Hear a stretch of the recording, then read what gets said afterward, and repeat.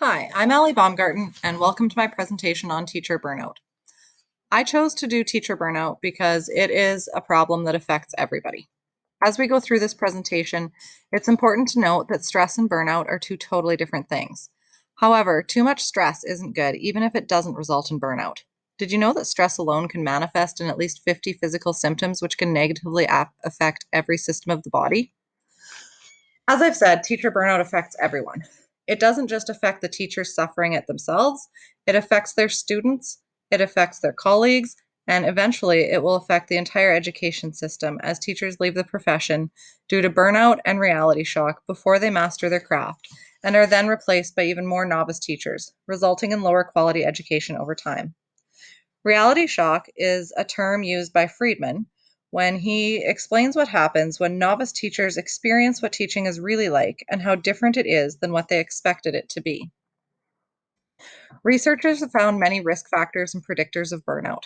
Some of these are negative coping methods, a perceived lack of self efficacy in classroom management, and a person's unique combination of personality traits, specifically the levels that they studied of neuroticism, extroversion, openness, agreeableness, and conscientiousness.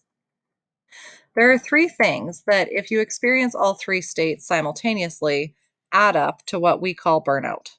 The first is emotional exhaustion, the feeling of being emotionally used up and having nothing left of yourself to give. The second is depersonalization, when your feelings towards those you work with become negative and uncaring, and this can be towards students or colleagues. And the third is a reduced sense of personal accomplishment, feeling that your work is not meaningful, making a difference, or being recognized. These three things together create burnout. There are solutions. We need to close the expectation gap between the perception and the reality of teaching.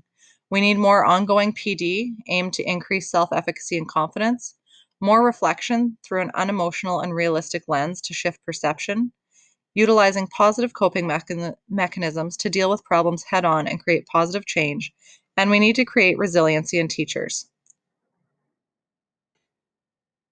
If you have one takeaway from this presentation, it should be that all traits of resilient teachers were found to be learned traits, not inherited ones, which means every teacher can become more resilient.